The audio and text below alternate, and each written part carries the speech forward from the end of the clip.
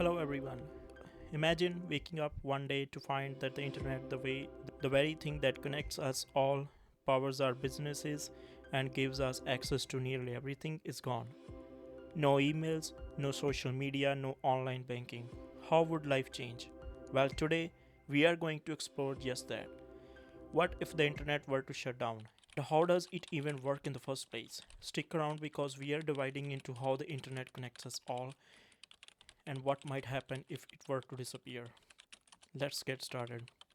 First, let's break down what the internet actually is. Picture it as a vast net where millions of computers are connected through threads, or more precisely, data cables.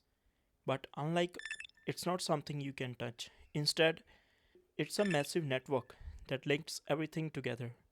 So, is it even possible for the internet to truly go down? Well, in the theory, yes. In reality, it would be extremely hard. But there have been instances where parts of the internet did shut down, even for just a few hours, like when Facebook or WhatsApp experienced outages. The origins of the internet trace back to Cold War era between the USA and the Soviet Union. The United States realized that a centralized communication system was vulnerable. A single missile could destroy their entire communication network. So they needed a solution. In 1968, engineer Larry Roberts introduced the idea of decentralizing communication, which eventually led to the creation of ARPANET, the precursor to what we know today as the internet. Back then, the internet was only available to select groups like universities, scientists, and governments. It wasn't until 1990 when Tim Berners-Lee developed the World Wide Web. From there, it exploded into what we use today, a part of nearly every aspect of our daily lives. So, how does the internet actually work?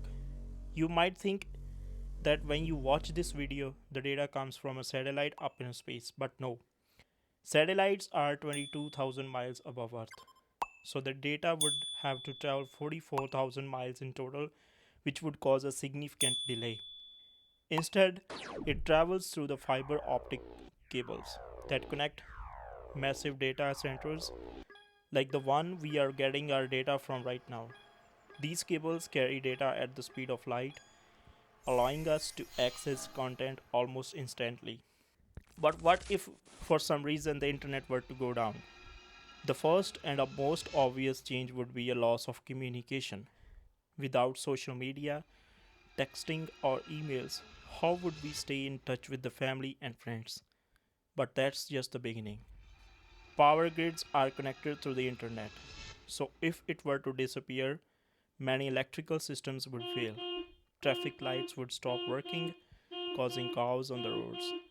And if you are in a new city and you need a direction from Google Maps, banks too would shut down. No ATM withdrawals, no online banking, and especially no access to cryptocurrencies like Bitcoin. With companies like Amazon, Google, and millions of other depending on the internet, the global economy would face a massive crash. Without online education systems, students would return to textbooks, libraries, and teachers, which might not be the most efficient, but it's how we used to learn. The entertainment industry would be hit hard too. No Netflix, YouTube, or streaming services. And there would be no more online gaming or music streaming. Remote work would disappear, along with freelancing opportunities. Paper based records and slow transactions would become norm again. The world would revert to a much slower pace, but both online and offline. But what about when government shuts down the internet? It happens more than you might think. When you visit a website like Facebook, you're actually entering a domain name, which is linked to an IP address, a special number. If a government wants to shut down access to a website, they can simply request the internet service providers or ISPs to block those domain names. If the government wants to block the internet access entirely, they can order the ISPs to shut down the network, cutting off all the communications. However, people have found ways around this. By using SIM cards from other countries or VPNs, people can sometimes bypass these restrictions and access the internet. but the process is far from easy. So, what does the future of the internet look like? Right now, we are living in Web 2.0, a world where big companies control most of our data and transactions. But Web 3.0 is on the horizon and it promises a revolutionary shift. With the rise of the blockchain and decentralized system, Web 3.0 will eliminate the middleman in financial transactions. In Web 3.0, digital currencies like Bitcoin, Ethereum, and stablecoins will play a major role, enabling direct peer to peer transactions without relying on banks. Users will have control over their data and a digital identity through cryptographic solutions, ensuring greater privacy, reducing the risk of data breaches. Imagine a world where you own your data and your financial transactions are secure and private. That's the promise of Web 3.0, and it's closer than you might think. While it may be hard to imagine life without internet, the truth is we rely on it more than we realize. Whether it's for communication, work, or entertainment, the internet has become essential to our everyday lives.